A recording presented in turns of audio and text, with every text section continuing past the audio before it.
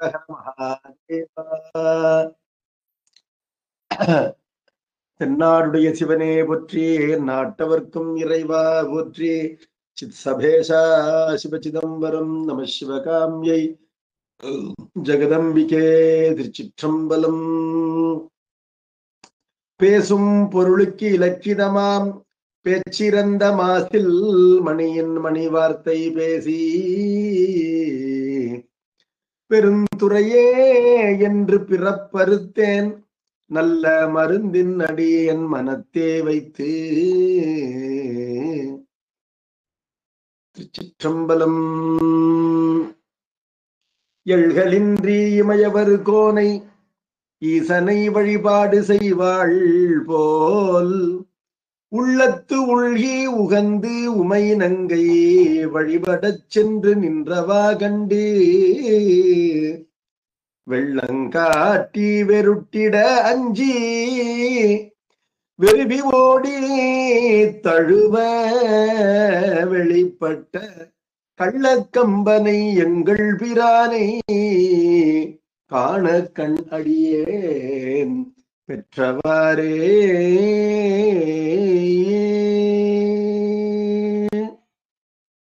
திருச்சிற்றம்பலம். பெரியவர்களே, ஆசிரியர் பெருமகனார் மாதவ சிவஞான முனிவனார் அருளிய காஞ்சி புராணம் தொடங்கி இருக்கின்றோம். அதன்கண் பாயிரத்தை அடுத்த முதல் படலம் திருநாட்டு படலம். அதன்கண் வான் சிறப்பு மழை பொழிவினுடைய சிறப்பினை கூறினார். மழையினால் உண்டாகிய அருவிகள் தண்டக நாட்டினுடைய முக்கியமான மலையாகின்ற நந்தி மலையிலே ஆதிசேடன் கைலை மலையை ஒரு காலத்திலே பற்றி கொண்டிருந்ததை போல காட்சி கொடுத்து பொருந்தி கொண்டிருந்தன என்பது வரையிலும் திருநாட்டு படலத்திலே 17வது படல் வரையிலும் பார்த்திருக்கிறோம். இப்பொழுது மழையாகின்ற தகப்பன் அவருடைய பிள்ளை பாலி என்ற நதி. மழை நீரினாலே பெருகுவது பாலி ஆறு. பாலியாறு என்ற பெயர் காரணத்தை பின்னால் கூறுவார். ஏனைய நதிகளின் தண்ணீரின் சுவையோடு காணப்பட பாலாற்றின் தண்ணீர் மட்டும் பாலின் இன்சுவை பட காணப்படுகின்றது என்ற காரணத்தினாலே இது பாலியாறு அல்லது பாலாறு என்று சொல்லப்படும். பாலாறு இப்பொழுது மழை என்ற தகப்பனுடைய பிள்ளையாக நமக்கு உருவகப்படுத்தப்பட்டு காணப்படுகின்றது.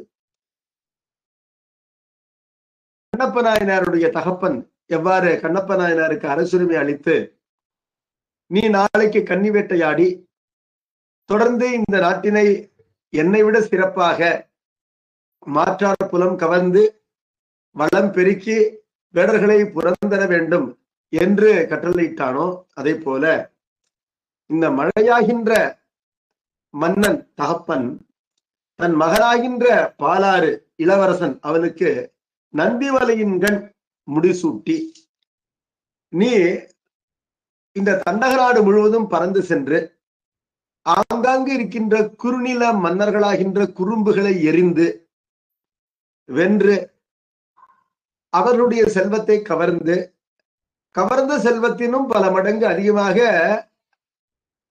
செல்வத்தினை ஈட்டி அளித்து சிறப்பாக அறநெறியிலே இந்த ஆட்சியினை செய்ய வேண்டும் என்று கட்டளையிட்டருள்கின்றான் என்பது 18வது பாடல்.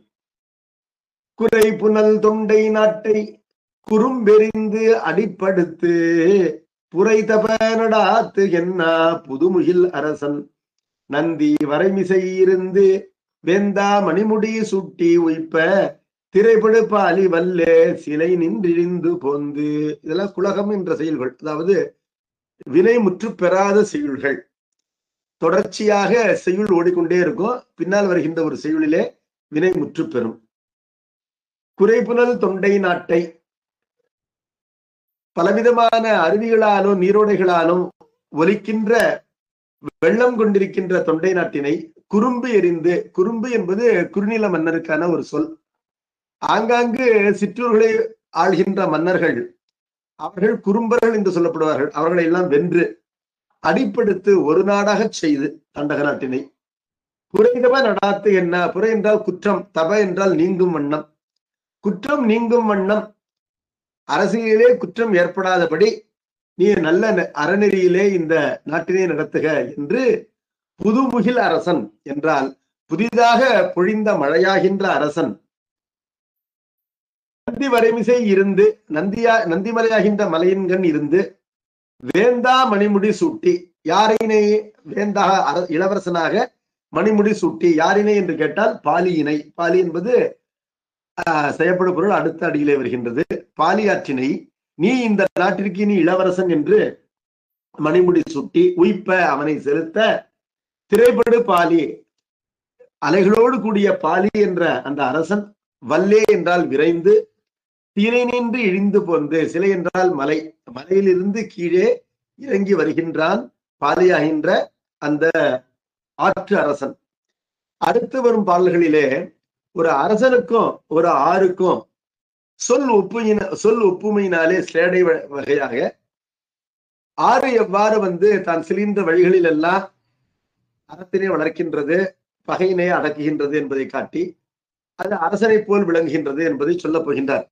ஆகவே பாலி ஆறாகின்ற அரசன் எவ்வாறு அந்த மலையிலிருந்து இறங்கி வருகின்றான், ஒரு போருக்கு வருபவனைப் போலவே அவன் காட்சி தருகின்றான். அடுத்த பாடல் அரசுகள் சூழ்ந்து செல்ல அருங்கனி மலர்வாய் வெள்ள சரிகுழல் குரமின்னார்கள் பற்பல தானே வெள்ளம் விரவிட பரிய காலான் மேதகு மக்கள் அத்தி இருபுடை தழுவி போத இகல் கொடு வையம் ஒருந்து. ஒரு அரசன் வருவதைப் போல பாலியார் வருகின்றது. அரசன் என்று கொண்டால் இந்த பாடல் எவ்வாறு பொருள்விடும் என்று கேட்டால் அரசுகள் சூழ்ந்து செல்ல ஒரு பேரரசன் திக்விஜயம் செய்கின்றான். தான் செல்கின்ற திசையிலேயே இருக்கின்ற நாடுகளை எல்லாம் போரிட்டு வென்று கவர்ந்து கொண்டு செல்கின்றான் என்று சொல்லும் பொழுது அவனிடத்திலே சரணம் புகின்ற அரசர்கள் எல்லாம் அவனை சூழ்ந்து செல்வார்கள், சிற்றரசர்கள் எல்லாம். அவ்வாறு சிற்றரசர்கள் சூழ்ந்து செல்ல அருங்கனி மலர்வாய் விள்ள, கனி என்றால் கணித்து சொல்பவன், ஜோதிடன் என்பது பொருள். அருங்கனி என்பதனால அருமைப்பாடு கொண்ட ஜோதிடன். அவர்கள் சொல்கின்ற ஜோதிடம் என்றைக்குமே பொய்க்காது. ஜோதிடத்திலே மிகவும் வல்லவர்களாகின்ற அந்தணர்கள் அவர்கள் மலர் போலும் தங்கள் வாயிலிருந்து நல்ல ஹோரைகளை எடுத்து சொல்ல அடுத்த அரசன் மீது போர் தொடுப்பதற்கு இது நல்ல நேரம் என்று சரியாக கணித்து சொல்ல சரிகுழல் குரமின்னார்கள் பற்பல தானே வெள்ளம் விரவிட, சரிகின்ற கூந்தலை கொண்டிருக்கின்ற குறப்பெண்கள் செல்கின்ற வழியிலே இருக்கின்ற காடுகளிலும் மலைகளிலும் இருக்கின்ற குறப்பெண்கள் ஆங்கு அவர்கள் தயாரித்து வைத்திருக்கின்ற கள், அந்த கல்லினை வழங்க அந்த கல்லினை தன்னுடைய போர் வீரர்களுக்கு பயன்படும் என்று சொல்லி அவற்றை இந்த அரசன் பெற்றுக் கொள்கின்றான். அதாவது போருக்கு செல்கின்ற போர் வீரர்கள் போரிடும் பொழுது தங்களுடைய உடல் நோவு அறியாது இருப்பதற்காக அந்த தூய கல்லினை பருகுவார்கள் என்று பார்க்கின்றோம். கல் என்பது இன்றைக்கும் சில பேர் சொல்றாங்க எப்படின்னா கல் உயிரினை போக்காது உடல் நோவினை மட்டும் போக்குகின்ற இயற்கையான ஊரல் என்று பார்க்கின்றோம். இது செயற்கையான ஊரல் அன்று என்பதனால உயிருக்கு ஆபத்து இல்லை. அப்படிப்பட்ட கல்லினை சேனை வீரர்கள் பயன்படுத்துவதற்காக அந்த குறப்பெண்கள் தருவதை பெற்றுக்கொள்கின்றான் மன்னன். பெற்றுக்கொண்டு பரிய காலான் மேதகு மக்கள் அத்தி இருபுடை தழுவி போத, பெரிய இன்ஃபேன்ட்ரி காலாட்படை ஆர்மி, அந்த ஆர்மியோடு கூட மேதகு மக்கள் பெருமைக்கு உரிய விலங்குகளாகின்ற குதிரைப்படை, அத்தி, அத்தி என்றால் ஹஸ்தம் என்றால் கை, கையினை கொண்ட விலங்கு கை விலங்கு, யானை, யானைப்படை இருபுடை தழுவி போத என்று சொன்னால் தான் வையம் ஊர்ந்து வருகின்றான், வையத்திலே ஊர்ந்து வருகின்றான் என்பதனால தேரிலே வருகின்றான் என்பது தெளிவு. அரசன் தேர்ப்படையை செலுத்திக் கொண்டு வருகின்றான். இரு பக்கங்களிலும் குதிரைப்படைகளும் யானைப்படைகளும் அணிவகுத்து வருகின்றன. இந்த மூவகை படைகளுக்கு முன்னால் காலாட்படையானது அது பெரிய அளவிலே இருக்கின்ற படை, அதில் தான் எண்ணிக்கை அதிகம். எண்ணிக்கையில் பெரிய காலாட்படையானது முன்னே விரைந்து செல்கின்றது. இவ்வாறு அரசன் போருக்கு செல்கின்றான். இதை போல அந்த ஆறு காணப்படுகின்றது என்பதனால சொல் உப்புமையினால ஆற்றுக்கு பாலாற்றுக்கு இதனை பொருத்த வேண்டும். அரசுகள் சூழ்ந்து செல்ல பாலாற்று வெள்ளமானது நந்திமலையிலிருந்து கீழ்நோக்கி இறங்கும் பொழுது அரச மரங்களை அடித்துக் கொண்டு வருகின்றது. அருங்கனி மலர் வாய் வெள்ள. கனி என்பது வேங்கை மரத்திற்கு ஒரு பெயர். கனிவளர் வேங்கை என்று அப்பர் பெருமான் பாடியிருக்கின்றார். சம்பந்த பெருமானுடைய தேவாரத்திலும் கனி என்ற சொல் ஒரு இடத்திலே வருகின்றது. இந்த கனி என்பது சிறப்பாக திருக்கோவையாரிலே வருகின்றது. வேங்கையானது பூத்து விட்டது என்று சொன்னால் ஏனலாகின்ற அந்த திணை அது கதிர் முற்றிவிட்டது என்பது பொருள். ஆகவே வேங்கை பூத்து சோதிடம் சொல்லும். என்ன சோதிடம் சொல்லும்? அந்த திணைப்புறத்திலே இருக்கின்ற வேங்கை மரங்கள் நன்றாக பூத்து குலுங்கும் பொழுது இனிமேல் அந்த திணையினை அறுவடை செய்து விடலாம், தொடர்ந்து அந்த புறத்திலே விட்டு வைக்க வேண்டாம் என்பது அதற்கான அடையாளம். ஆகவே இவ்வாறு திணையினை அறுவடை செய்ய வேண்டும் என்ற அந்த காலத்தினை கணித்து சொல்வதை போல பூக்கின்ற தன்மை கொண்டிருக்கின்ற காரணத்தினாலே வேங்கை மரங்களுக்கு கனி என்ற பெயர் வந்து விட்டது. கனிவளர் வேங்கை என்பது தேவாரம். அப்ப வளர் என்பது ஊமோர்வு, கனியை போன்ற வேங்கை என்பது பொருள். கனி என்றால் ஜோதிடன், வேங்கை என்பது ஜோதிடனை போல் காணப்படுகின்ற ஒரு மரம். அது மலர்வாய் வில்லை என்றால் அது தன்னுடைய மலராகின்ற வாயினை திறந்து காட்ட, அதிலிருந்து தேன் ஒழுகும். அந்த மலராகின்ற வாயினை திறந்து காட்ட அந்த வேங்கையினுடைய பூக்கள் எல்லாம் மென்மையான பூக்கள், தானே உதிரும் தன்மை கொண்டவை. அவை இந்த பாலாற்றினுடைய வெள்ளத்திலே அடித்து வரப்படுகின்றன என்பது பொருள். சரிகுடல் குறமின்னார்கள் பற்பல தானே வெள்ளம் விரைவிட. அந்த பாலாற்றிலே நீராடுவதற்காக இறங்கிய குறப்பெண்கள் மழை மிகுதியினாலே அருவி நீரினாலே அதிகரித்து வருகின்ற பாலாற்று வெள்ளமானது எதிர்பாராத வண்ணம் அவர்களுடைய தானைகள், அதாவது சேலைகளை இழுத்து செல்ல அந்த வெள்ளத்திலே தங்களுடைய ஆடைகளை இழந்து நிற்கின்றார்கள். அவ்வாறு அந்த தானே வெள்ளமானது விரைவிட பரிய காலான், பரிய என்றால் பெரிய, கால் ஆண், பெரிய கால் என்பது இப்ப ஆண் என்பது ஒரு மரம். அது என்ன மரம் கேட்டா ஆண் மரம் என்றும் பெண் மரம் என்றும் தனித்து அறியப்படுகின்ற பனை மரம். நம்ம கூட பார்க்கிறோம், திருவோத்தூரில ஒரு அடியவர் பெருமானுக்கு அந்த திருத்தலத்திலே பனைமரம் தலவிருட்சம், பெருமானுக்கு நிவேதனத்திற்கு நொங்குகள் தர வேண்டும் என்பதற்காக அவர் பனைமரங்களை வளர்க்கின்றார். ஆனால் அந்த பனைமரங்கள் எல்லாம் ஆண் பனையாகி போய் காயாது ஏமாற்றுகின்றன. அதனை குறித்து மாற்று சமயத்தார் சமணர்கள் அவரை ஏளனமும் செய்கிறார்கள். மனம் உடைந்து போன அந்த இறைவனுடைய அடியார் அருளை பிள்ளையார் அந்த ஊருக்கு எழுந்துள்ளும் பொழுது தன்னுடைய இந்த துன்ப நிலையை, அவல நிலையை விண்ணப்பிக்கவும், குறும்பையின் பனை குறும்பையான் பனை இன்குலை ஓதூர் அரும்பு கொன்றை அடிகள் என்று தன்னுடைய வாய்மை மாறாத அந்த தமிழினாலே அர்த்தஜாமத்திலே அந்த பதிக்குரிய பதிகத்திலே திருக்கடைக்காப்பிலே சம்பந்த பெருமான் அருள் செய்கின்றார்.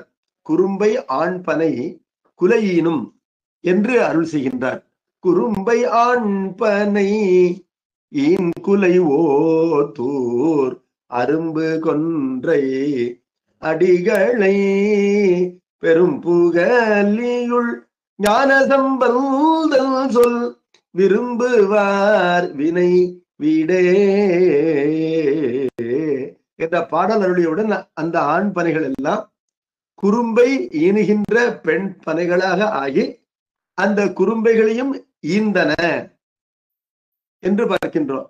அதோடு கூட அந்த பனைகளாகின்ற ஓரறிவு உயிர்கள் இன்னும் பல பிறவிகள் எடுத்து இறைவனை அடைய வேண்டிய நிலையானது இருக்க, சம்பந்த பெருமானுடைய திருவாக்கிலே அவை தோன்றிய காரணத்தினாலே, உற்பவித்த காரணத்தினாலே வருகின்ற பவங்களை ஒழித்து, பிறவிகளை ஒழித்து அந்த பிறவியிலேயே இறைவன் திருவடியை கூடின என்று சம்பந்த பெருமானுடைய வாக்கின் பெருமையோ சேக்கிழார் பெருமான் நமக்கு காட்டுகின்றார் என்பதனால இங்கு பரிய கால் ஆண் என்று சொல்லப்பட்டது. கால் என்பது அந்த மரத்தினுடைய தூறு என்று சொல்லப்படுகின்ற ட்ரங்க். பனை மரத்தினுடைய காற்பகுதி பெருத்தும் அப்படியே டேப்பரிங்காக மேலெழுந்து செல்லும் பொழுது குறுகியும் செல்லும். அப்படிப்பட்ட பரிய கால்களை கொண்ட அந்த ஆண்மரங்களும் மேதகு மாக்கள் பெருமைக்குரிய மாமரங்களும் அத்தி மரங்களும் இருபுடை தழுவி போத என்று சொன்னால் அந்த பாலாற்றினுடைய 2 பக்கங்களிலும் இந்த மரங்கள் காணப்படுகின்றன. அவற்றை பாலாறு தழுவி செல்கின்றது என்று கொள்ளலாம். அல்லது 2 பக்கங்களிலும் இந்த ஆற்று வெள்ளத்தினாலே சாய்க்கப்பட்ட மரங்கள் அவை அடித்து செல்லப்படுகின்றன என்றும் கொள்ளலாம். இயல் கொடு வையம் உருந்து என்றால் பகைமை உணர்ச்சியோடு பூமியிலே பாய்ந்து எதிரிலே வருகின்ற பொருள்களை எல்லாம் அழித்து போவேன், இழுத்துச் செல்வேன் என்ற ஒரு பகைமை உணர்ச்சியோடு கோபத்தோடு இந்த பாலாறானது வையம் உருந்து என்றால் பூமியிலே நகர்ந்து செல்கின்றது, வெள்ளம் செல்கின்றது.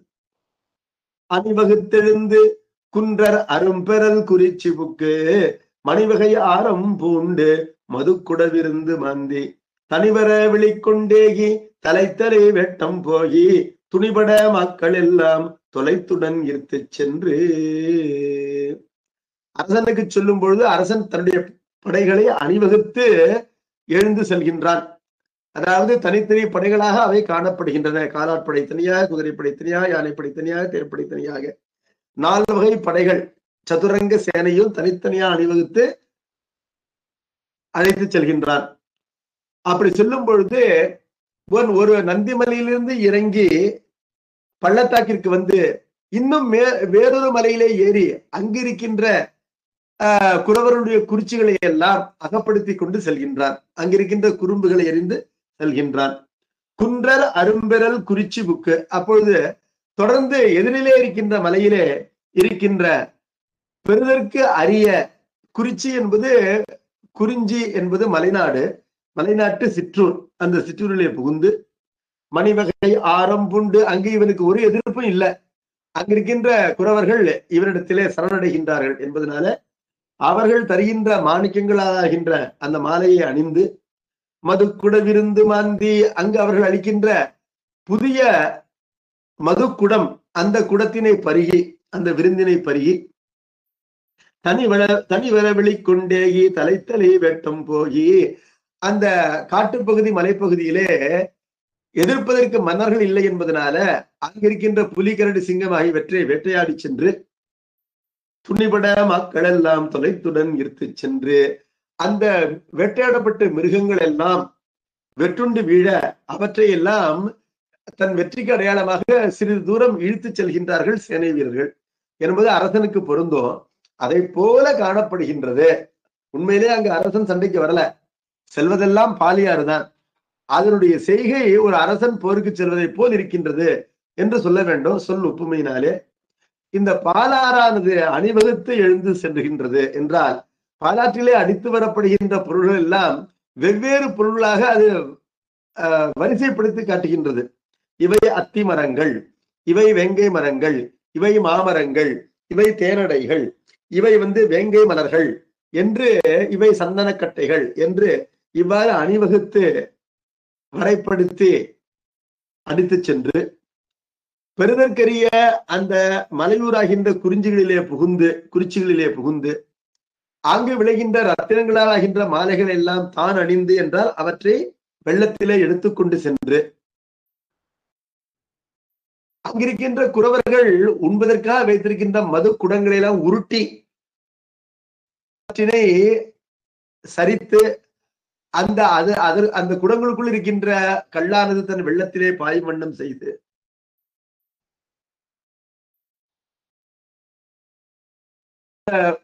வெள்ளம் செல்கின்ற கரையோரத்திலே இருக்கின்ற மிருகங்களை எல்லாம் வேட்டையாடுவதை போல் துரத்தி அவற்றிலே சிக்கிய அந்த மிருகங்களை எல்லாம் தன்னுடைய வெள்ளத்திலே இழுத்து சென்று இவ்வாறு அந்த வெள்ளமானது போரிடுகின்ற அரசனை போல் காணப்படுகின்றது.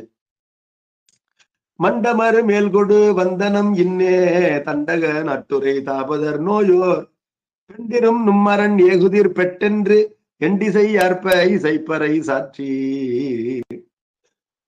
யுத்தத்திற்காக வந்திருக்கின்றோம், திரும்பி செல்ல மாட்டோம்.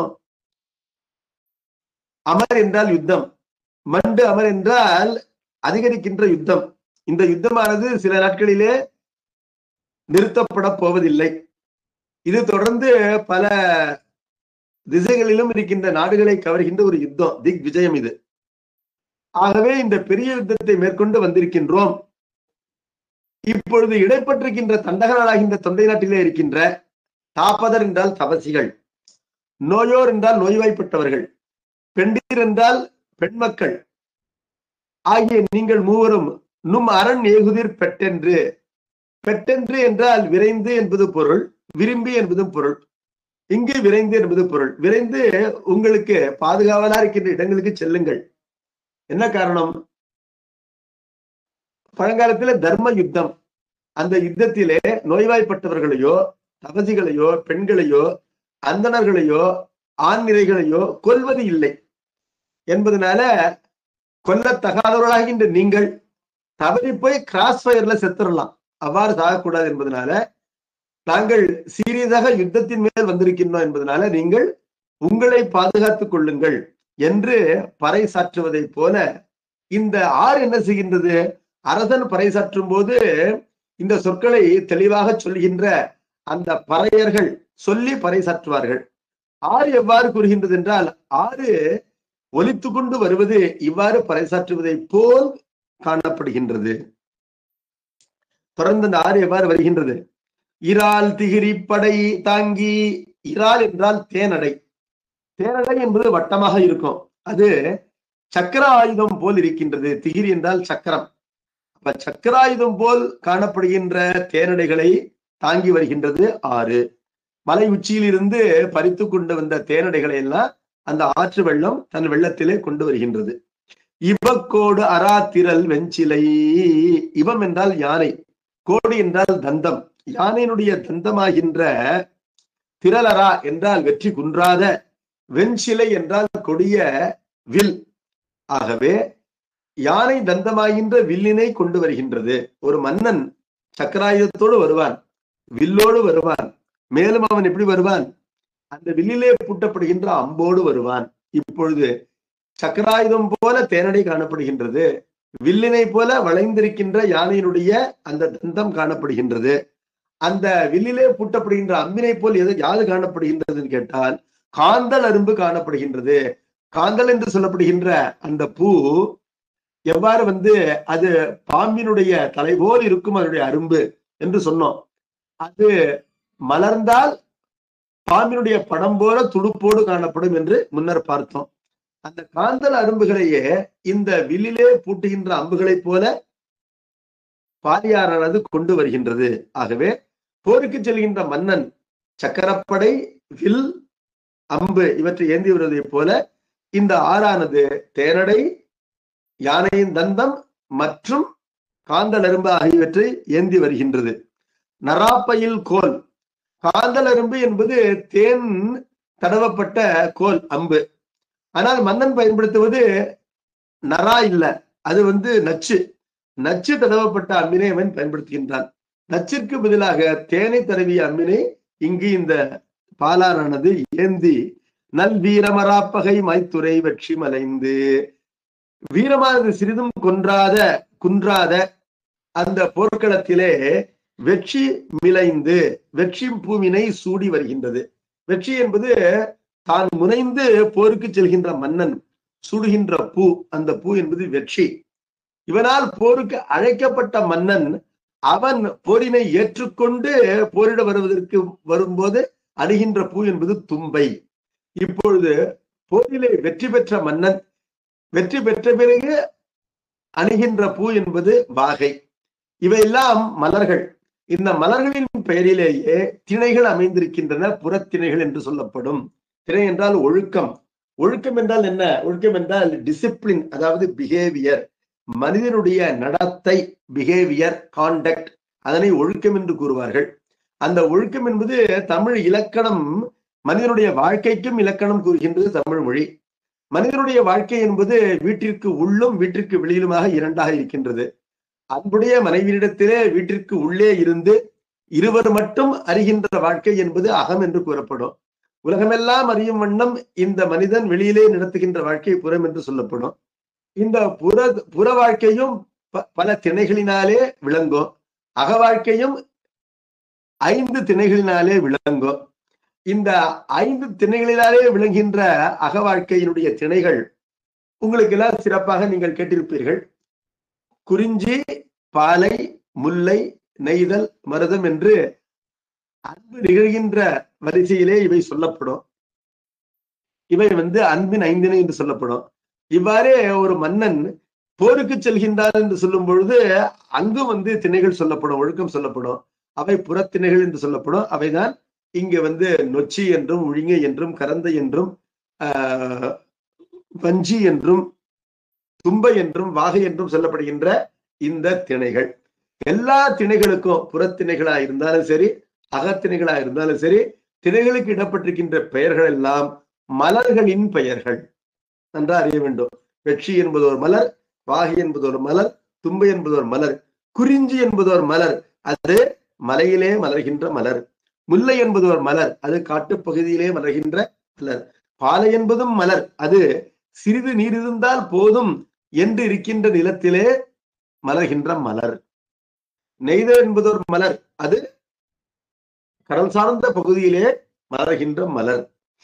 அதே போல மருதம் என்பதும் ஒரு மலர், அது பழனம் நீர் தங்குகின்ற வயற்பகுதியிலே மலர்கின்ற மலர் என்று பார்க்கின்றோம்.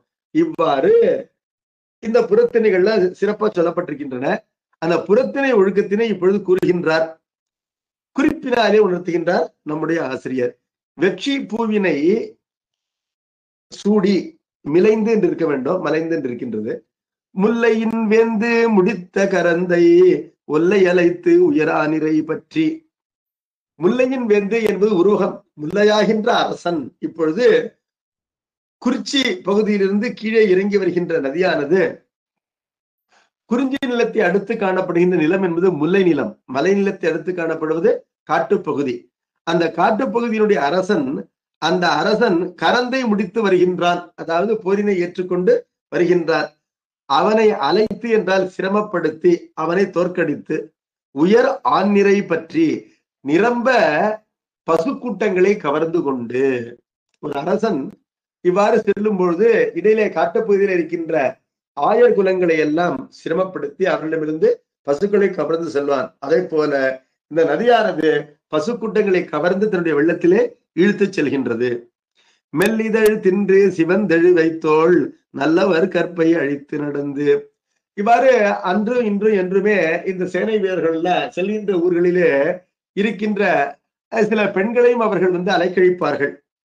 அவருடைய மென்மையான இதழினை சுவைத்து சிவந்தெழுகின்ற வேய் போலும் தோல், மூங்கில் போலும் தோளினை அணைந்து அவர்களை கற்பழித்தும் செல்வார்கள் என்று பார்க்கின்றோம் சிறுபான்மை. இந்த நதியானது என்ன செய்கின்றது என்று கேட்டால், மென்மையான மலர்களை எல்லாம் அடித்து சென்று கூட்டம் கூட்டமாக இருக்கின்ற அந்த வேய் மூங்கில்களை எல்லாம் அவற்றினையோ என்ன பண்ணது, அவற்றினுடைய ஒழுக்கத்தினை கெடுத்துக்கொண்டு இந்த நதியானது செல்கின்றது என்று பார்க்கின்றோம். இது முல்லையினை வெற்றி கொண்டது என்று பார்க்கின்றோம். வஞ்சி மலைந்து அழல் பாலையை வாட்டி அஞ்சி இடாது தன் ஆணை இருத்தி. வஞ்சி மலரினை வஞ்சித்திணை, மலைந்து என்றால் அதோடு போரிட்டு. ஆகவே வேற்றரசருடைய அந்த நிலத்தினை கொள்வதற்கு செல்வோர் வஞ்சி மாலை சூடுதல் மரபு. இவ்வாறு வஞ்சி மாலையினை சூடி என்ன பண்றாங்க, பாலையை வாட்டி. குறிஞ்சியை எடுத்திருக்கின்ற முல்லை நிலம், முல்லை எடுத்திருக்கின்ற பாலை நிலம், பாலை நிலத்திற்குள்ளே சென்று, பாலைக்கென்று தனி நிலம் கிடையாது. குறிஞ்சியோ மில்லையோ வேநீர் காலத்திலே பெய்ய வேண்டிய மழை பெய்யாது அந்த நிலமானது தீந்து போனால் பாலை என்று சொல்லப்படும்.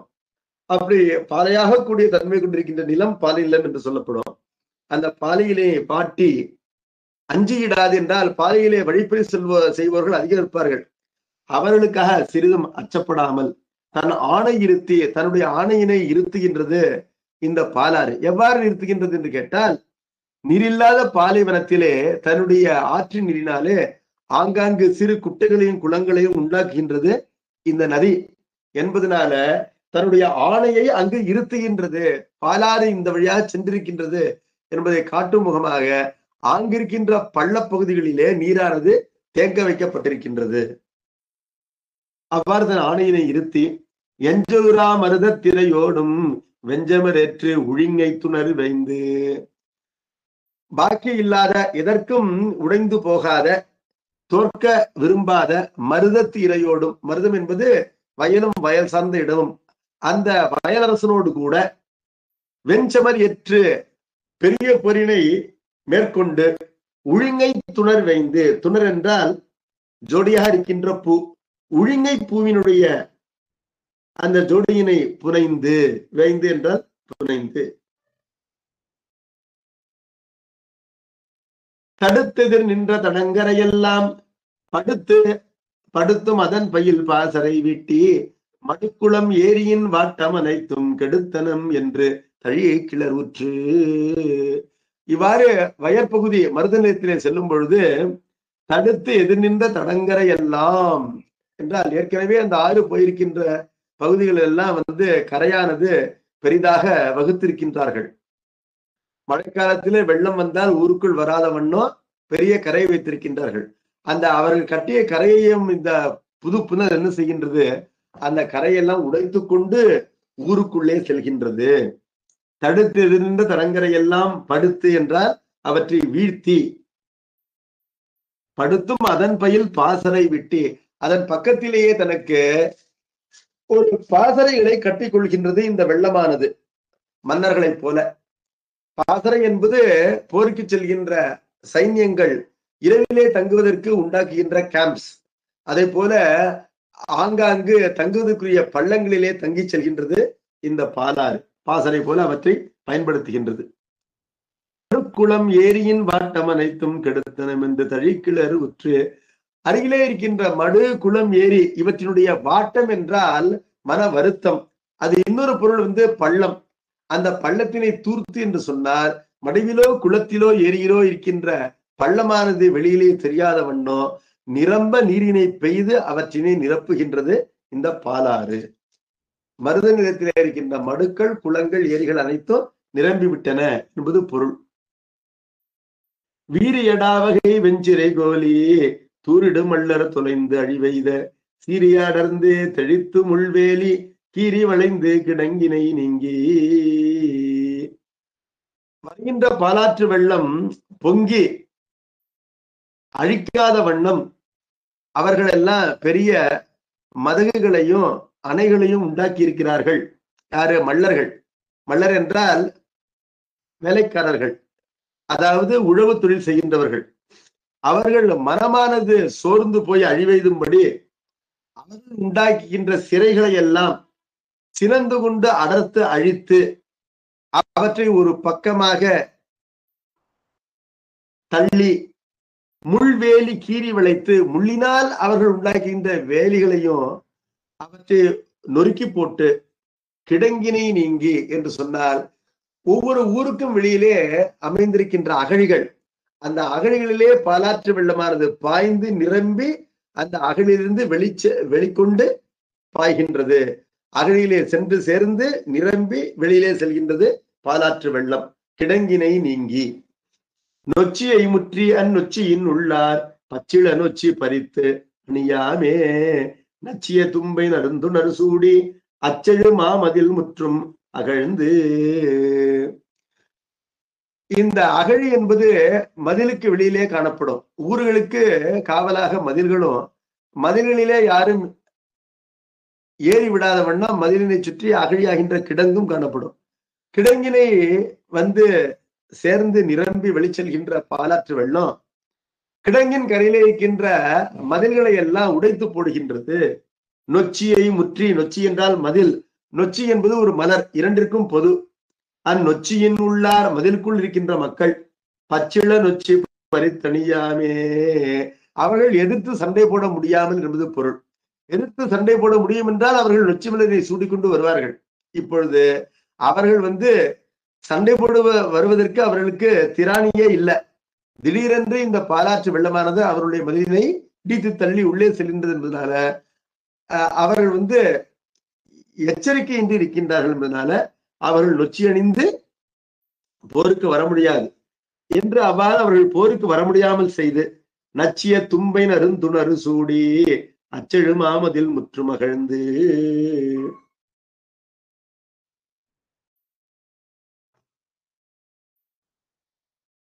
அப்பொழுது அவர்கள் சுதாரித்துக் கொண்டு தும்பை சூடி வருகின்றார்கள். தும்பை என்பது தன் மீது போரிட வருகின்ற ஒருவருக்கு எதிர்போர் செய்பவர்கள் அணுகின்ற மலர். அந்த தும்பையினுடைய வாசனையான மலரினை சூடி அவர்கள் வருகின்றார்கள். அவர்கள் வந்தும் அவர்களின் போரிலே வென்று அந்த மாமதிலினை முற்றும் அகழ்ந்து தூக்கி எறிந்து விடுகின்றது பாலாற்றினுடைய வெள்ளம். இடித்து வெளி செய்து நகர் எங்கனும் நுழைந்தாங்கு அடுத்த மடவார வயிறலைத்தனர் இறங்க கொடுத்திடு வளங்கள் பல கொள்ளை கொடு மண்ணின் எடுத்து வரு வெள்வரகு கொள்ளுடன் இறைத்து. இவ்வாறு வருகின்ற பாலாற்று வெள்ளம் தான் செல்கின்ற அந்த மருதினத்து ஊர்கள் எல்லாத்திலும் இருக்கின்ற அந்த நகரங்களை எல்லாம் இடித்து எல்லா ஊர்களுக்குள்ளும் நுழைந்து அங்கு பெண்கள் எல்லாம் தங்கள் வயிற்றிலே அடித்துக் கொண்டு அழும் வண்ணம் அழிவினை செய்து அதே நேரத்திலே இறக்கப்பட்டு அந்த ஊர்கள் எங்கும் வெள்வரகு மற்றும் கொள் ஆகிய தானியங்களை தன்னுடைய வெள்ளத்தினாலே அடித்துக் கொண்டு வந்த இந்த தானியங்களை எல்லாம் இறைத்து அவர்களுக்கு அளித்தும் அவருடைய துன்பத்தை நீக்கி வெற்றி புனை மாளிகை மிளைச்சி இருபாலும் சுற்றி வரு புட்குலம் நிறை தொழுதி தன்னால் கொற்றமிகு மார்கலியை நோக்கி அரை கூவி எற்று கழி நெய்தல் வழி எய்துறுதலோடும். இவ்வாறு மருத நிலத்திலே வருகின்ற அந்த நதியானது வெற்றி புனை மாலை என்பது வெற்றி பெற்ற அரசன் புனைகின்ற மாலை. மாளிகை என்றால் மாலை. அது என்னன்னு கேட்டா அதான் வாகை சூடி இருபாலும் சுற்றி வரு புட்குலம் நிறை தொழுதி தன்னால் இரண்டு பக்கமும் அந்த நீர்ப்பறவைகள் ஒலி செய்து கொண்டே வருகின்றன. அவற்றினாலே வெற்றி முரசு அறைவதை போல் காணப்படுகின்றது. அந்த பறவைகளுடைய புல்லொலி என்பது முரசொலி போல் காணப்படுகின்றது. கொற்றமிகு மார்கலியை நோக்கி அறைகூவி இவ்வாறு குறிஞ்சி முல்லை பாலை மருதமாகின்ற 4 நிலங்களை வென்றுவிட்டேன், எஞ்சி இருப்பது நெய்தலாகின்ற கடல் சார்ந்த நிலம்தான் என்று ஓயாது சத்தம் போட்டுக் கொண்டிருக்கின்ற சமுத்திரம், அந்த ஆகலி என்பது பெயர் சமுத்திரத்திற்கு, ஒலித்துக் கொண்டிருக்கின்ற சமுத்திரம், அந்த சமுத்திரத்தை நோக்கி அறை கூவுகின்றது. போர் முரசு கூவுவதை போல நீர்ப்பறவைகள் ஒலியோடு இந்த பாலாறானது இறுதியிலே சமுத்திரத்தில் சென்றுதானே சேர வேண்டும். அப்ப சமுத்திர ராஜனோடு போரிடுவதற்காக செல்வதை போல் காணப்படுகின்றது. எற்று கழி நெய்தல் வழி எய்துறுதலோடும். அவ்வாறு மருதநிலத்திலிருந்து செல்லும் பொழுது அதனை அடுத்திருக்கின்ற நெய்தல் நிலத்திலே கழி என்பது என்னன்னு கேட்டா, கழி என்பதை காணல் என்று சொல்வார்கள். அலை நின்ற அந்த உப்பு நீர், கடல் நீர் தங்கி இருக்கின்ற பகுதிக்கு கழி என்று பெயர். அந்த கழிகள் என்பன கழிகளை தொடர்ந்து சமுத்திரம் அலையோடு காணப்படும். அந்த கழிகள் காணப்படுகின்ற நெய்தல் வழியாக சென்று சமுத்திரத்திலே அடைகின்றது இந்த பாலாறானது என்று சொன்னார். சமுத்திரத்துக்கு போன சமுத்திரமானது அடங்கி விடுகின்றது. இவ்வாறு போரிட்டு வருகின்ற பாலாற்றிற்கு அடங்கின்று அதனை ஏற்றுக்கொள்கின்றது. No resistance from C.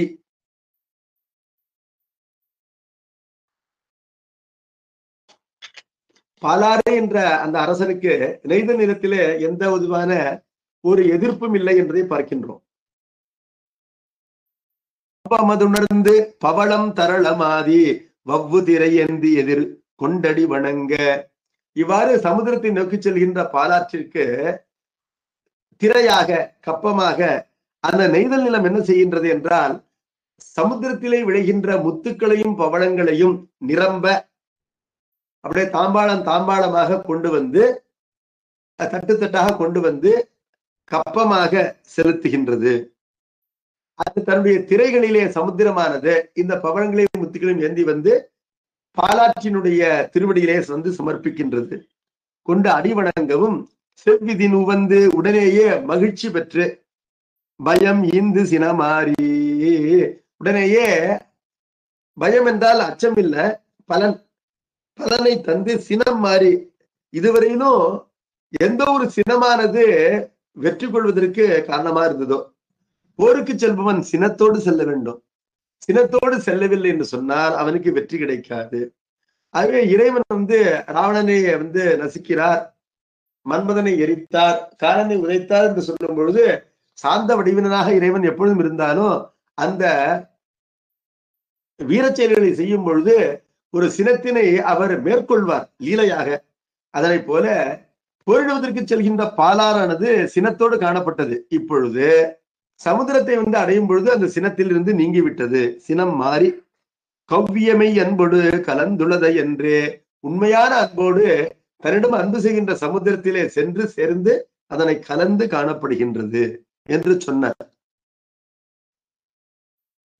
ஒரு கணவன் தன்னுடைய மனைவிக்கு ஆபரணங்களை அணிவிப்பதை போல சமுத்திரராஜன் பாலாற்றுக்கு கப்பம் போல அந்த முத்துக்களையும் பவளங்களையும் தந்தவுடன் தன்னுடைய சின்னத்தினை மாற்றிக்கொண்டு கணவனுடைய தொழிலை செய்கின்ற ஒரு பெண்ணை போல இந்த பாலாறு என்பது அந்த நெய்தளத்திலே காணப்படுகின்ற சமுத்திரத்திலே சென்று கலந்து காணப்பட்டது என்பது அதோடு இந்த பாலாற்றினுடைய பெருமையானது சொல்லப்பட்டது. தொடர்ந்து அதனுடைய வெற்றி கூறப்பட்டதை தொடர்ந்து அதனுடைய பொது பெருமையை கூறுகின்றார். தன்னடிப்படுத்து மேலை தண்டக நாடு முற்றும் முன்னுற கவர்ந்து கொண்ட வளத்தினும் மூவிரட்டி பின்னுற அழித்து வானிற் புலவரும் பெட்கும் அற்றால் அந்நிலை உயிர்கள் ஓம்பி அரசு செய்துரையும் பாலி. இவ்வாறு சமுத்திரத்திலே சென்று கலந்தாலும் பாலி என்பது தொடர்ந்து அந்த தண்டக நாடு என்று சொல்லப்படுகின்ற தொண்டை நாட்டிலே எப்பொழுதும் பாய்ந்து கொண்டு அறம் புரிந்து வருகின்றது, அரசாட்சி செய்து கொண்டு வருகின்றது. அவ்வாறு வருகின்ற நாட்களிலே மாறுபடுகின்ற அரசர்களை எல்லாம் தன் அடிப்படுத்து தண்டகம் என்று சொல்லப்படுகின்ற தொண்டை நாடு முழுவதும் இவ்வாறு போரிடச் சென்ற காலத்திலே கவர்ந்து கொண்ட வளம், அந்த வளத்தை போல 3 மடங்கு வளத்தினை அந்த மக்களுக்கு பின் அளித்து, அதாவது மக்களிடமிருந்து கவர்ந்து கொண்டதுதான் வெற்றி என்பது இல்லை. உண்மையான வெற்றி என்பது கவர்ந்து கொண்டதை போல 3 மடங்கு அளித்து, அதாவது கவர்ந்து கொண்ட ஆண்நிறைகளைப் போல 3 மடங்கு ஆண்நிறைகள் பல்க அளித்து, கவர்ந்து கொண்ட தானியங்களைப் போல 3 மடங்கு தானியங்கள் விளைய அளித்து, இவ்வாறு அருள் செய்து தேவருலகத்தில் இருக்கின்ற அந்த தேவர்களும் இந்த தண்டக நாட்டிலே வாழ வேண்டும் என்று ஆசை உண்டாகும் வண்ணம் அந்த நாட்டிற்கு வளங்களை சேர்த்து அந்த நாட்டிலே இருக்கின்ற உயிர்களை எல்லாம் ஓம்பி பாதுகாத்து இவ்வாறு அரசு செய்து உரைகின்ற பாலியானது, அரசாட்சி செய்கின்ற பாலியாரானது எவ்வாறு காணப்படுகின்றதுன்னு கேட்டா, தர்க்க நூலாசிரியர்கள் காரணத்தின் தன்மை காரியத்தில் காணப்படும் என்று கூறுவார்கள். எப்படின்னா, நூலை போல சேலை, தாயை போல பிள்ளை. பசும்பால் புரைகுற்றினா அந்த பசுந்தயிரிலே பசும்பாலினுடைய நறுமணம் திகழும். அப்பொழுது இது பசுந்தயிர் என்பதை எப்படி அறியலாம்? அது பசுவின் பாலில் துவைக்கப்பட்டு வந்த தயிர் என்பதை அந்த தயிரை கொண்டு அறியலாம், அதனுடைய நறுமணத்தை கொண்டு அறியலாம். அதே போல காரணத்தின் தன்மை என்பது எப்பொழுதுமே காரியத்தில் காணப்படும் என்று தருக்க நூலாசிரியர்கள் கூறுவார்கள். அதற்கேற்ப இந்த பாலாறு ஆறு என்பது புராணப்படி ஆதியிலே எப்படி தோன்றியது என்று கேட்டால், காமதேனுவாகின்ற பசு அதனுடைய காம்பு பொழிந்த பால் தான் இந்த பாலாறு என்பதனால அந்த காமதேனுவினுடைய தன்மை எப்படி இருக்குன்னா, காமதேனு என்றால் விரும்பியவர்கள் விரும்பியதை கேட்டவுடன் கொடுக்கின்ற பசு என்பதனால் இருக்கு காமதேனு என்று பெயர். காமம் என்றால் விருப்பம், தேனு என்றால் தருவது, விரும்பியதையெல்லாம் தருகின்ற பசு என்பதனால் இருக்கு காமதேனு என்று பெயர். அதே போலவே அது காரணம், அதன் காரியம், அதனுடைய மகவாகின்ற அந்த பாலாரும் கூட மக்கள் விரும்புகின்ற எல்லாவற்றையும் அறம்பொருள் இன்பம் விடாகின்ற 4, அந்த 4னையும் அறத்தை விரும்புவதற்கு அறத்தையும், பொருளை விரும்புவதற்கு பொருளையும், இன்பத்தை விழைவதற்கு இன்பத்தையும், வீட்டுப்பெற்றை விழைவதற்கு வீட்டுப்பெற்றினையும் அளிக்கின்ற வல்லமை கொண்டதாக இந்த சதுர்வித புருஷார்த்தங்களே வேண்டுவார்க்கு தருகின்ற நதியாக பாலாறு விளங்குகின்றது என்பதனை 32வது பாடலிலே சொன்னார். காரணப் பொருளின் தன்மை காரியத்து உளதாம் என்ன ஆரண பனுவல் கூறும் அரும்பொருள் தெளிய. ஆரணம் என்றால் வேதம், ஆரண பனுவல் என்றால் வேதத்தை சார்ந்திருக்கின்ற பனுவல். வேதத்தை சார்ந்திருக்கின்ற நூல் என்பது என்னன்னு கேட்டா, ஆதியிலே அதை சார்ந்திருக்கின்ற 6 அங்கங்கள், அவற்றை சார்ந்திருக்கின்ற உபாங்கங்கள் என்று பார்க்கும் பொழுது எல்லா சாத்திர நூல்களும் அடிப்படையிலே வேதத்தை சார்ந்த நூல்கள் தான். அவற்றிலே ஒன்று தருக்கம் என்பது. தருக்க நூல் என்ன கூறுகின்றதுன்னு கேட்டா, காரணத்தின் தன்மை காரியத்தில் வெளிப்படும் என்று கூறுகின்றது. அதனை நாம் புரிந்து கொள்ளும் வண்ணம் இந்த பாலாறானது காணப்படுகின்றது. அந்த அரும்பொருள் என்றால் தெளிவதற்கு அரிய பொருள், தெளிய, அதனை நாம் உணர்ந்து கொள்ளும் வண்ணம் தேற்றும், நமக்கு உணர்த்தும். எது உணர்த்தும்? செழுநீர் பாலி, வளப்பமா நீரினை கொண்ட பாலியானது உணர்த்தும். எப்படி உணர்த்தும் என்று கேட்டால், பேரிசை பூமி மேல் யாருக்கும் பெட்டன பெட்டவாறே. பெரிய பூனை கொண்ட இந்த பூமியிலே யாருக்கும் பெட்டன என்றால் விரும்பியவற்றை, பெட்டவாறே என்றால் விரும்பியபடியே, சிறிதில் கொடுக்கும், உடனேயே கொடுக்கும். தேனு தர வரும் செழுநீர் பாலி, காமதேனு என்ற பசு தர வருகின்ற பாலி அங்க தன்னுடைய தாயை போலவே விளங்குகின்றது என்று கூறினார். இது என்ன கதை அப்படின்னு கேட்டா, முன்னொரு காலத்திலே காமதேனு அது வசிட்ட முனிவருடைய ஆசிரமத்திலே இருக்கின்ற ஒரு பசு. அது இறைவனுடைய வெள் ரிஷபம், அந்த வெள்விடையை கண்டு ஆசைப்பட்டதா. ஆசைப்பட்ட உடனேயே தெய்வத்தன்மை கொண்டிருக்கின்ற பசு என்பதனால கருவுற்றது, கருவுற்றிருக்கின்றது. அப்படி இருக்கும் பொழுது நந்திமலையிலே தவம் செய்து கொண்டிருக்கின்ற வசிட்டர் தமது நித்திய வேள்விக்கு இந்த பசு கருவுற்றிருக்கின்ற காரணத்தினாலே பஞ்சகவ்யத்தை தருவதற்கு அசக்தமாக இருந்தது. அப்பொழுது இதற்கு ஒரு கன்றினை கொடுத்தால் இது பால் சுரக்கும் என்று கருதிய அந்த வசிட்ட முனிவர் ஒரு தர்பையை எடுத்து அதனை ஒரு பசுங்கன்றாக்கி அந்த கன்றினை இந்த காமதேனுவிடத்திலே சென்று செலுத்த, அது அந்த கன்றினை கண்டு தன்னுடைய கன்றாக பாவித்து காமதேனுவானது தனது மடி சுரந்து பாலினை கொடுக்க ஆரம்பித்தது வசிட்டருடைய அனுஷ்டானத்திற்காக. அந்த பாலானது மடி சுரந்து பெருகிய காரணத்தினாலே அது ஆதியிலே பாலாறாக பெருகியது என்று புராணமானது கூறுகின்றது. அந்த பாலாறு தான் இப்பொழுது நம்முடைய காலத்திலே புதிதாக மழை மேகங்கள் பொழிகின்ற நீரினை பெற்றுக்கொண்டு தொடர்ந்து வெள்ளமாக காணப்படுகின்றது என்பதனால இது பாலாற்றுக்கு தாய் யார் என்று கேட்டால் காமதேனு. அப்பொழுது காமதேனு என்பது வேண்டுபவர்கள் வேண்டிய வரங்களை கொடுப்பது என்பதனால அந்த ஈகை தன்மை கொடை என்பது அதனுடைய மகளாக இருக்கின்ற அல்லது மகனாக இருக்கின்ற பாலாற்றிலும் காணப்படுகின்றது என்பதனால தருக்கம் கூறுவது சரிதான். காரணத்தின் தன்மை காரியத்தில் காணப்படும்.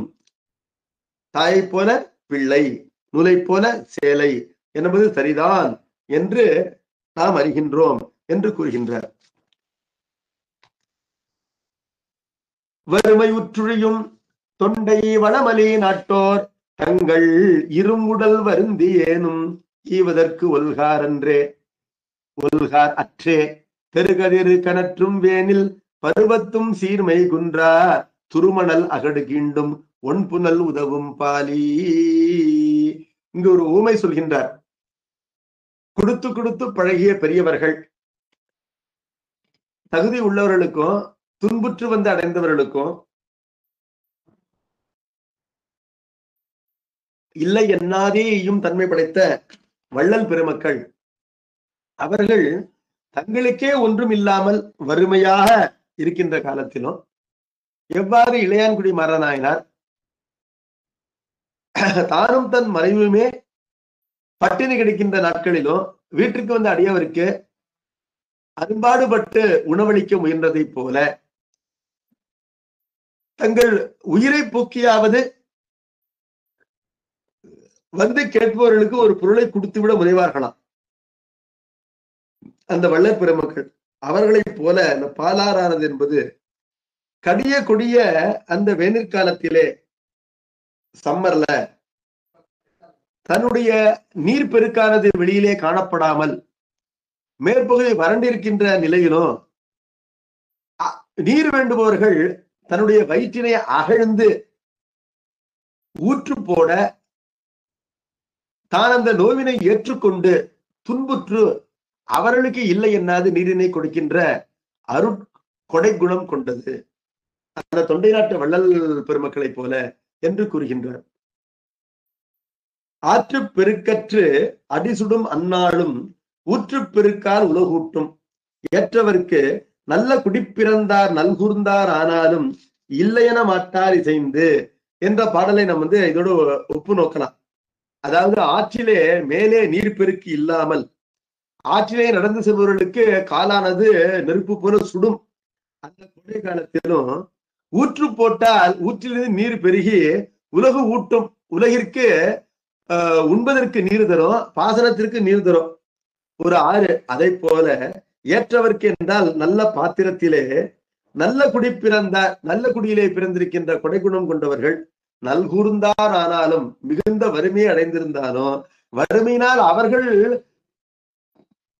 பட்டினி காத்துக் கொண்டிருப்பார்களே அல்லாமல் வந்தவர்களுக்கு உணவில்லை என்று கூற மாட்டார்கள். இல்லை என மாட்டார் இசைந்து, தாங்கள் விரும்பி இல்லை என்று ஒருவரை திருப்பி அனுப்ப மாட்டார்கள் என்று இந்த பாடலானது பழைய பாடல். அந்த பாடலுக்கு ஏற்ப இங்கு நமக்கு பாலாற்றினுடைய அந்த அருட்குணமானது நமக்கு கூறப்பட்டிருக்கின்றது. தெருக்கதிர் கனற்றும் வேனிற் பருவத்தும், சுடுகின்ற சூரியனுடைய கதிர்கள் நெருப்பு போல காணப்படுகின்ற வேனிற் பருவத்தும் கோடை காலத்திலும் சீர்மை குன்றா துருமணல் அகடு கிண்டும், பெருமை குறைவில்லாத மணற்பாங்கான அதனுடைய வயிற்றினை கிழித்தாவது, அப்ப பாலாற்றினுடைய வயிற்றினை கிழித்தாவது நீரினை பெறலாம். ஒன்புணல் உதவும் பாலிய, தன் வயிற்றினை கிழித்துக் கொண்டாவது கொடுக்கும். அதாவது வயிற்றினை யார் கிழித்துக் கொள்வார்கள்? உயிரினை போக்கிக் கொள்பவர்கள். என் உயிர் போயாவது உனக்கு உதவுவேன் என்று பாலியாறு காட்டுகின்றதாம். அவ்வாறு சொன்னார். இதனையே வேறு விதமாக சொல்லியிருக்கிறார் செட்டிலார் பெருமான். எப்படி ஒரு குழந்தையானது தாயினுடைய அந்த முலைகளின் மீது கையை வைத்து தடவின உடனே அந்த குழந்தைக்கு தாயானவள் பால் சுரக்கின்றாளோ, அதே போல உழவர்களாகின்ற குழந்தைகள் மேற்புறத்திலே நீர்பரப்பு இல்லாவிட்டானோ தாயை போன்ற பாலாற்றிலே அந்த பாலை போன்ற நீர் வேண்டும் என்பதற்காக ஊற்று போட்டு அந்த மணற்பரப்பினை பிசைந்த அளவிலேயே அன்பு கொண்டு தாய் தன் குழந்தைக்கு பால் சுரப்பதை போல இந்த பாலானது நீர் சுரக்கும் என்று செட்டிலார் பெருமான் திருக்குறிப்பு தொண்டர் புராணத்தில் நமக்கு காட்டுகின்றார். அப்படிப்பட்ட கருணை உள்ளம் கொண்டது பாலாறு. சொற்றைய தீர்த்தமேன்மை சுவைவிடும் பாலோடுக்கும் மற்றைய தீர்த்தமெல்லாம் வார்து புனலோடுக்கும். இந்த பாலாற்றினுடைய நீர் இருக்கின்றது, அதனுடைய சுவை என்பது பசும்பாலின் சுவை போல இருக்குமா. மற்ற கங்கை காவிரி போன்ற ஆறுகளுடைய நீரின் சுவை என்பது நீரின் சுவையாகத்தான் இருக்கும் என்பதனால பாலாற்றுக்கு எல்லா ஆறுகளை விட ஏற்றமானது அறியப்பட வேண்டும். பெற்றுமை உணர்ந்து தொல்லோர் பயிரிட, இந்த வேறுபாட்டினை அறிந்துதான் பெரியவர்கள் இந்த நதிக்கு பாலாறு என்று பெயரிட்டிருக்கிறார்கள். அவங்க ஒண்ணு சும்மா தெரியாமல்லாம் பாலாறுன்னு சொல்லல. இதனுடைய நீரின் சுவை என்பது ஏனைய கங்கை காவிரி முதலிய நீர்களின் சுவையை விட மிக உயர்ந்த சுவை, தீம்பாலின் சுவை கொண்டிருப்பது என்பதனால்தான் பாலாறு என்று சரியாகத்தான் பெயரிட்டிருக்கிறார்கள். கீர்த்தி சீர்த்தி பற்றியதெல்லாம் பாலி பெருமையார் பகரும் நீரார். இதனை உள்ளவாறு அறிந்து ஒழுகலாமே அல்லாமல் பாலியாற்றினுடைய பெருமையை யார் அறிந்து போற்றவல்லவர்கள் என்று பாலாற்றினுடைய பெருமையை கூறி முடிக்கின்றார். அந்த பாலாறு பாய்கின்ற நாட்டின் வளத்தினை இப்பொழுது கூறப்போகின்றார். நாட்டு வளத்தினை 3 பாடல்களினாலே பொதுப்பட கூறினார். பிறகு பல பாடல்களினாலே நானிலத்திலே 5 வளத்தினை கூறுவார். நானிலம் என்பது நமக்கு 4 வகை நிலங்கள் தான், பாலைக்கு நிலம் கிடையாது என்பதனால மலையும் மலை சார்ந்த இடமும் குறிஞ்சி என்று சொல்லப்படும், காடுகளும் காடு சார்ந்த இடமும் முல்லை என்று சொல்லப்படும், சமுத்திரமும் சமுத்திரத்தை சார்ந்த இடமும் நெய்தல் என்று சொல்லப்படும், வயலும் வயல் சார்ந்த இடமும் மருதம் என்று சொல்லப்படும். இதிலே குறிஞ்சியும் முல்லையும் அந்த கோடை காலத்திலே மழை பெய்யாது தீர்ந்து போனால் அந்த சிறு பகுதி மட்டும் பாலை என்று சொல்லப்படும். அதற்கென்று தனி நிலம் இல்லை என்று பார்க்கின்றோம். ஆகவே நமக்கு மொத்தம் 4 நிலம் தான், குறிஞ்சி முல்லை நெய்தல் மருதம் என்பன. இந்த 4 நிலத்திலே நமக்கு 5 வளம் இருக்கின்றது. 5 ஒழுக்கம் என்றால் அகத்திணைகளாகின்ற 5 குறிஞ்சி முல்லை பாலை நெய்தல் மருதம் என்ற அந்த 5 வளத்தினை வைத்து கூறுவார். இப்பொழுது பொதுப்பட கூறுகின்ற 3 பாடல்களை பார்ப்போம். விளம்பும் இத்தகை மணிமொழி விரிதிரை தரங்கம் வளம் புனல் தடம் பாலியான் வன்மை பெற்றோங்கி உளம் பயின்று நார் பொருள்களும் உணற்றுணர்கிடமாய் துளும்பு மென்மையில் பொலிந்தது தொண்டை நன்னாடு. இப்படி விளம்பப்படுகின்ற மணிமொழி என்றால் அழகான மொழிகளினாலே புலவர்கள் எல்லாம் இவ்வாறு பாலாற்றினுடைய பெருமையும் அது பாய்கின்ற தொண்டை நாட்டினுடைய பெருமையும் கூறுவார்கள். விரிதிரை தரங்கம், திரை என்றாலும் தரங்கம் என்றாலும் ஒன்றுதான். அது ஒரு பொருட் பன்மொழி என்று கொள்ளலாம், அல்லது திரை தரங்கம், திரைகின்ற தரங்கம். திரைதல் என்றால் சுருளுதல், சுருளுகின்ற அலைகள் என்று கொள்ளலாம். விரிந்தும் சுருங்கியும் காணப்படுகின்ற அலைகளோடு கூடிய வளம் புனல் தடம், வளப்பமான நீர்பெருக்கு கொண்ட தடம் என்றால் இடங்கள். அந்த இடங்களை எல்லாம் தண்டக நாடு பெற்றிருக்கின்றது. எதனாலன்னா பாலி என்ற ஒரு பேராற்றினாலே. பாலியான் வன்மை பெற்றோங்கி, பாலி நதியினுடைய அந்த வெள்ளத்தினாலே குளங்கள் எல்லாம் தலங்கள் எல்லாம் நீர்வரத்து பெற்று ஓங்கி, உளம்பயின்று நார் பொருள்களும் உஞற்றுனர்க்கு இடமாய். உஞற்றுனர் என்றால் செய்வோர் என்பது பொருள். வேள்வி செய்வோர், ஒரு காரியத்தில் ஈடுபடுபவர்கள் உஞற்றுனர்கள். அப்பொழுது அறம் வேண்டி செயலிலே ஈடுபடுபவர்கள் உண்டு, பொருள் வேண்டி முயற்சி செய்பவர்கள் உண்டு, இன்பம் வேண்டி முயல்பவர்கள் உண்டு, வீடு வெற்றினை வேண்டி முயல்பவர்கள் உண்டு. ஆகவே இந்த 4 வகை பொருளை வேண்டியும் யார் முயற்சிகளை மேற்கொள்கிறார்களோ அவர்களுக்கு அவர்கள் விரும்பியவற்றுக்கு துணை செய்கின்றது பாலியாறு. உளம் பயின்று என்று சொன்னால் அவர்கள் விரும்புவதை நன்றாக அறிந்து, உளம் என்பது அவருடைய நோக்கம், அவருடைய திருவுள்ளத்தை நன்றாக அறிந்து அதோடு ஒத்துப்போகி, துளும்பு மேன்மையில் பொலிந்தது தொண்டை நன்னாடு. அறத்தை விரும்புவதற்கு அறம் செய்வதற்கு பாலியாறு உதவும், பொருளை ஈட்டுவதற்கு பொருளை ஈட்டுவதற்கு அந்த ஆறு உதவும், அவ்வாறே நாடும் உதவும். இன்பத்துறையினை விளைவோர்க்கு அந்த இன்பத்தினை அதிகரிக்க அந்த ஆறு உதவும், அந்த நாடு உதவும். அதே போலவே முக்தியினை பெற விரும்புபவர்களுக்கு முக்திக்குரிய சாதனங்களே அந்த ஆறு தரும், அந்த நாடும் தரும் என்பது பொருள். ஆகவே நாட்டிற்கும் அந்த நதிக்கும் பொதுவாக தொண்டை நன்னாடு என்று சொன்னார். செக்கர் வாசடை சிவபிரான் திருவருள் செய்ய தக்க வாய்மையின் உயிர்க்கலாம் தன்னிடத்திருந்து மைக்கண் எம்பெருமாட்டி 4 அறம் வளர்க்கும் தொக்கமா புகழ் படைத்தது தொண்டை நன்னாடு. செக்கர் வாசடை சிவபிரான், செக்கர் என்பது செக்கர் வானம், மாலை காலத்து வானம். மாலை வானம் போல சிவந்திருக்கின்ற நீண்ட சடையினை கொண்டிருக்கின்ற சிவபிரான், சிவனென்னும் நாமம் தனக்கே உடைய செம்மேனி எம்மான், அந்த இறைவன் திருவருள் செய்ய, அவன் திருவுள்ளம் செய்ய, காமாட்சி பிராட்டியானவர் இந்த உலகிலே 32 அறங்களும் நான் செய்ய வேண்டும் என்று பெருமானிடத்திலே விண்ணப்பிக்க, வரமாக கேட்க, பெருமான் ஓம் என்று ஒப்பினார். ததாஸ்து என்று சொல்வார்கள். அப்படியே ஆக என்று ஒப்பி அதற்கு துணை செய்தார். துணை செய்யும் முகமாக எல்லா அறங்களையும் செய்வதற்கு முதலிலே உழவுத் தொழில் தான் அடிப்படை. அந்த அறங்கள் என்ன என்று பார்க்கலாம். அந்த 32 அறங்களுக்கும் அடிப்படை என்பது உணவு தான் என்பதனால அந்த உழவு தொழிலை உலகத்திலே நல்ல முறையிலே அபிவிருத்தி செய்வதற்காக பெருமாள் முதலிலே பெருமாட்டிக்கு நெல் அளித்து உதவினானாம், விதை நெல்லினை அளித்து உதவினான். அந்த விதை நெல்லினைத்தான் அந்த தொண்டை நாட்டு உழவர்களுக்கு பெருமாட்டி கொடுத்தார். அதன் மூலம் 32 அறங்களை வளர்த்தார் என்று திருக்குறிப்புத்துண்ட புராணத்தில் பார்க்கின்றோம். தக்க வாய்மையின் என்றால் பொருத்தமான சத்திய நெறிப்படி, உயிர்க்கெல்லாம் தன்னிடத்திருந்து, எல்லா உயிர்களுக்கும் தன்னிடத்திலிருந்தே அறத்தை வளர்க்கின்றாள் பெருமாட்டியானவள். அவள் அந்த பெருமாட்டி யார் என்று கேட்டால், மைக்கண் எம்பெருமாட்டி, மைபூசிய கண்ணினை கொண்ட காமாட்சி அம்மையார். 4 அறம் வளர்க்கும், 32 அறத்தினை வளர்க்கும் தொக்க மாப்புகள் படைத்தது தொண்டை நன்னாடு. தொக்க மாப்புகள் என்றால் எல்லா புகழும் தொக்க புகழ், தொக்க மாப்புகள். அதாவது தொண்டை நாட்டிற்கு எல்லா விதமான புகழும் உண்டு. ஏனைய நாடுகளுக்கு இந்த புகழ்களிலே ஒரு சில புகழ்கள் தான் உண்டு. 32 அறங்களையும் தொண்டை நாடு வளர்க்கின்றது என்ற காரணத்தினாலே புகழ் என்பது அறத்தின் பயன் நன்றாக அறிய வேண்டும். ஒரு சில அறங்களை மட்டுமே வளர்க்கின்ற நாடுகளுக்கு அந்த ஒரு சில அறங்களினால் விளைகின்ற புகழ் தான் உண்டு. ஆனால் எல்லா அறங்களையும் அம்மையார் வளர்க்கின்ற நாடு தொண்டை நாடு என்பதனால இங்கு எல்லா நாட்டு புகழும் உண்டு, இங்கு இல்லாத புகழே இல்லை என்பதனால எல்லா புகழும் தொகுத்து காணப்படுகின்றது தொக்கமா புகழ், கூடிய புகழ் கொண்டது தொண்டை நன்னாடு. அந்த 32 அறங்கள் என்ன என்று பார்த்தால், பின்னால் இதே காஞ்சி புராணத்துல தழுவ குழைந்த படலத்துல அம்மையார் என்னென்ன அறங்களே வளர்த்தார் என்று ஆசிரியர் கூறுவார்.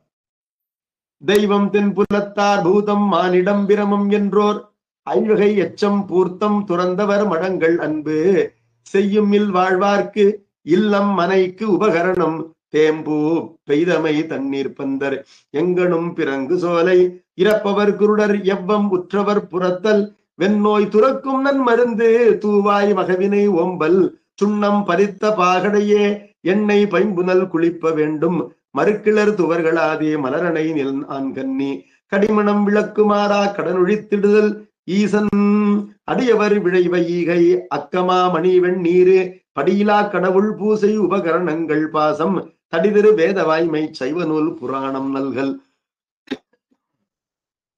சிவபிரானடி கீழ் பக்தி செவி அறிவுறுத்தலோடும் உவகையின் அபயம் யார்க்கும் வழங்குதல் உள்ளிட்டோதும் நவயிரி அறம் எண்ணான்கும் நாள்தொறும் நிகழ்ச்சிமான பவநிதி துறக்கும் ஞான பைந்தொடி நிறுவி என்று இதே புராணத்துல பின்னால் வருகின்றது. அதனுடைய பொருள் என்னன்னு கேட்டா, காமாட்சி அம்மையார் வளர்த்த 32 அறங்களை வரிசையா சொல்கின்றார். இதுல முதல் 5 அறங்கள் ஒரு அந்தணன் அன்றாடம் செய்ய வேண்டிய பஞ்ச யஜ்ஞம் என்று சொல்லப்படுவன. தேவயாகம், பிதிருயாகம், பூதயாகம், மனுஷ யாகம், பிரம்ம யாகம் என்று சொல்லப்படுகின்ற ஐவகை வேள்வி. ஐவகை வேள்வியை பற்றி சம்பந்த பெருமானுடைய தேவாரத்துல பல இடங்களிலே வருவதை பார்க்கின்றோம். அடுத்தது இது நித்திய தர்மம் என்று சொல்லப்படுவது. அடுத்தது பூர்த்தம் என்பது இரக்கத்தினாலே செய்யக்கூடிய அறங்கள். முதலிலே சொல்லப்பட்டதெல்லாம் விதிப்படி செய்யப்படுகின்ற வைதிகமான அறங்கள். மற்றவை எல்லாம் பூர்த்தம் என்பது இரக்கத்தினாலே செய்யக்கூடிய அறங்கள். அது என்னன்னு கேட்டா, இல்லாதவனுக்கு காசு கொடுக்கிறது, வரியாருக்கு ஈகை, துறந்தவர்க்கு மடம், சன்னியாசிகளுக்கு மடம் அமைத்து கொடுத்தல், இல்வாழ்வார்க்கு இல்லம், கல்யாணம் பண்ணினவனுக்கு பூதானம் பண்ணி வீடு இல்லறம் நடத்துவதற்கு வீடு கட்டி கொடுத்தல், இல்வாழ்க்கைக்கு உரிய கருவி பொருள்கள், கேஸ் கனெக்ஷன் வாங்கி தரது, ஃப்ரிட்ஜ் வாங்கி தரது, இதெல்லாம் வாங்கி தரலாம் புதிதாக கல்யாணம் செய்து கொண்டவர்களுக்கு. அந்த இல்வாழ்க்கைக்குரிய கருவி பொருள்களை தருதல், தண்ணீர் பந்தல், வழிபோக்கர்களுக்கு தண்ணீர் பந்தல் வைத்தல், பூஞ்சோலை, அத ஊர்கள் தோறும் நல்ல சோலைகளே வளர்த்தல். அடுத்தது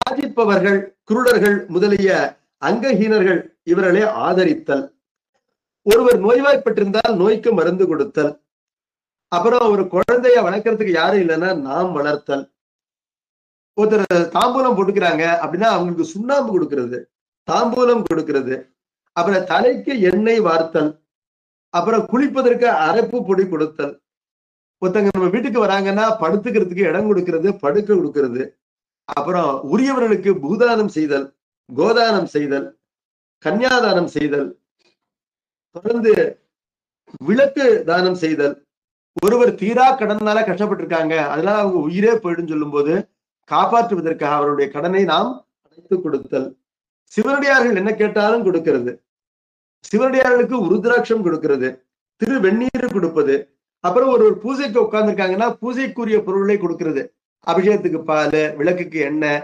அர்ச்சனைக்கு பூ, நைவேத்தியம் இதெல்லாம் கொடுக்கிறது, சைவ நூல் புராணம் முதலிய நூல்களை தானம் செய்தல், அவற்றை பாடம் கொள்ளுதல், சிவபக்தியை உபதேசித்தல்,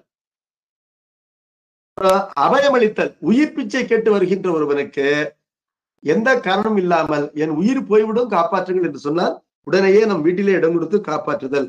இவைதான் முக்கியமான 32 அறங்கள் என்று சொல்லப்பட்டன. மற்றவையெல்லாம் இவற்றுக்குள் அடங்கி போகும். வேறு எந்த அறங்களை நாம் யோசித்தாலும் இவையெல்லாம் இந்த 32க்குள் அடங்கி போகும். இந்த 32 அறங்களையும் ஒருவன் உழவுத் தொழிலை கொண்டுதான், அதனை அடிப்படையாக கொண்டுதான் செய்ய முடியும் என்று பார்க்கின்றோம். என்பதனால அந்த உழவுத் தொழிலுக்கு உரிய விதை நெல்லினை பெருமானானவர் காமாட்சியமாருக்கு தர, அதனை பெருமாட்டியானவர் தொண்டை நாட்டு உழவர்களுக்கு கொடுத்து அவர்கள் மூலம் 32 அறங்களையும் இன்றும் வளர்த்து கொண்டிருக்கின்றாள். அப்படிப்பட்ட நாடு தொண்டை நாடு. பவம் விளைத்திடா பெரும்பதி என திசை போய சிவம் விளைத்திடு நகரங்கள் 7லும் சிறந்தது, தவம் விளைத்திடு காஞ்சியை தன்னிடத்திருத்தி நவம் விளைத்திடும் பெருமை பூண்டது தொண்டை நாடு.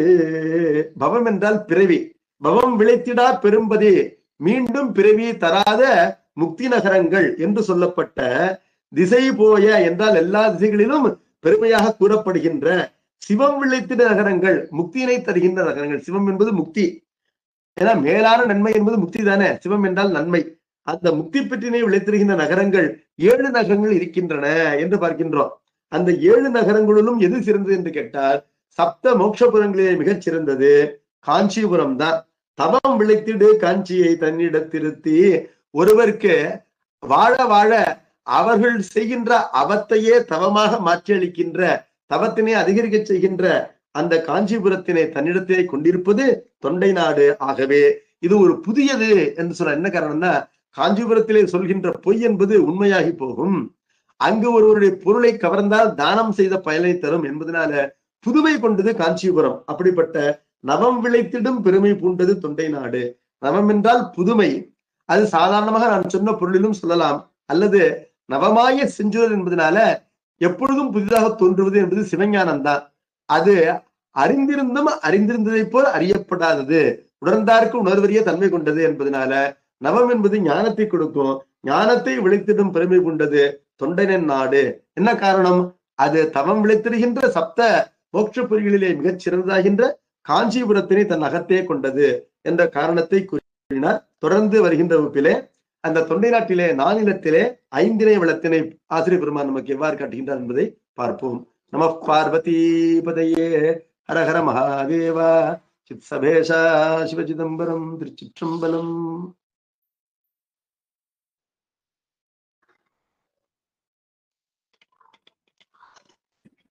சிவா, ரொம்ப நன்றி சிவா. சரி சிவா.